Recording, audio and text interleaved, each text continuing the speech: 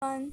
Okay, so we were doing the chapter number 6 of our class 8 history, in which we were heading towards the topic life in the time of partition. Okay, so in the previous video, we have completed till here, and now today we are going to begin from here. Okay, Okay, so without wasting time, let's begin our video. So basically, life in the time of partition. So we all have heard the stories of Independence Day or India's in struggle for freedom a lot of times. And what we heard was this, that before 1947, I'm telling you the ending part of story. Before 1947, there were riots between Hindus and Muslims, and finally, India got independence in 1947. 15th August 1947, right? And here, our freedom of struggle story of our independence ends. But that is not true actually.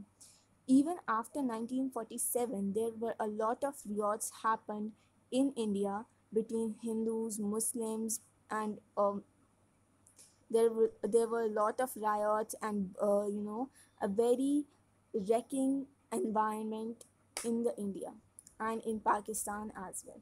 So everyone was migrating to their country, to where they want to live, to which country they want to live. So they were migrating at that time, right? So this was a massive transfer of populations on both sides of new border, right? Okay, so as the India's capital was Delhi at that time, so when the partition happened, so most of the population from Pakistan came to Delhi, right? As it was the capital, so they thought they could get more benefits there, right? Being in the capital of India. Now the population of Delhi swelled, means it became a lot of people. As Delhi was already more than containing more than enough people, now it has even more, right?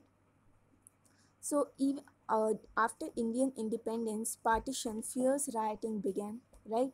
Thousands of people in Delhi were killed and their homes looted and burned, right? So basically, Delhi was old Shahjahanabad. If we take it approximately, it was an old Shahjahanabad, right? So there mostly Muslims were living, as Shah Jahan belonged to a Mughal family, which was a Muslim family. So most of the population of Delhi was comprising of Muslims. So as Punjabis, in the Pakistan there is a Punjab as well. So the Punjab and a lot of Sikhs living in the Pakistan area, Pakistan land, were migrating to Delhi. And as they were migrating to Delhi, so they were roaming in the streets and getting searching for vacant places, vacant houses for in Shahjahanabad, so they could live there. But a lot of Muslims were not moving to Pakistan and they wanted to live in India, but they were also forced by those Sikhs and Punjabis who came to Delhi for leaving India and went to Pakistan, or sell their homes to themselves or vacant the place.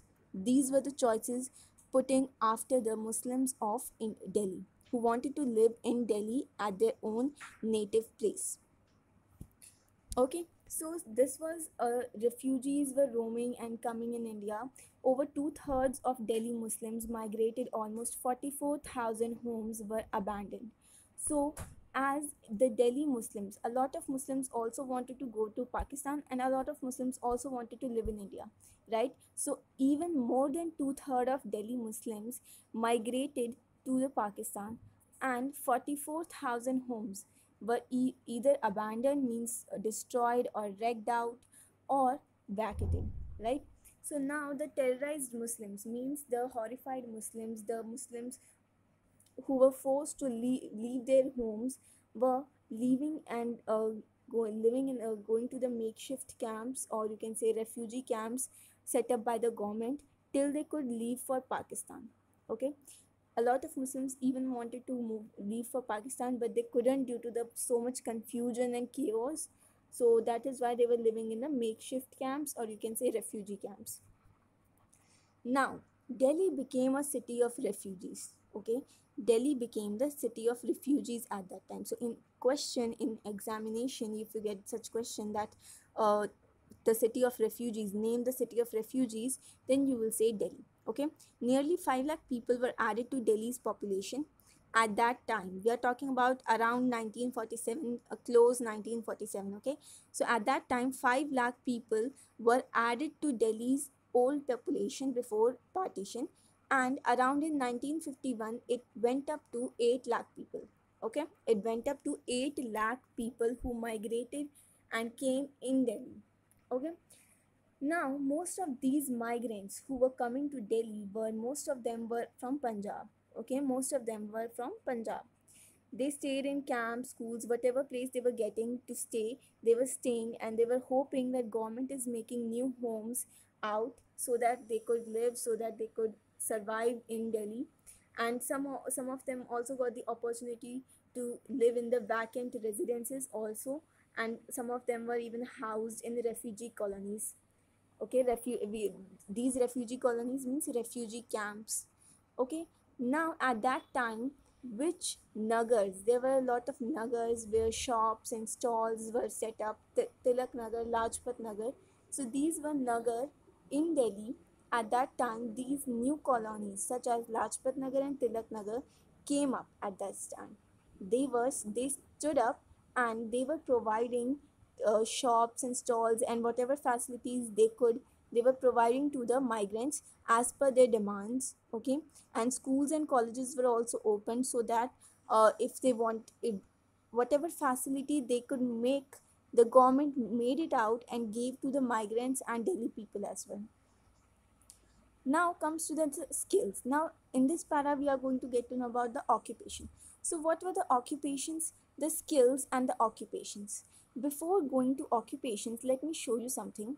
So here you can see the refugee camps where Muslims who wanted to go for Pakistan staying for some time here, and also who didn't whose houses were burned and looted were also staying here. So this is how refugee colonies looked like in 1947.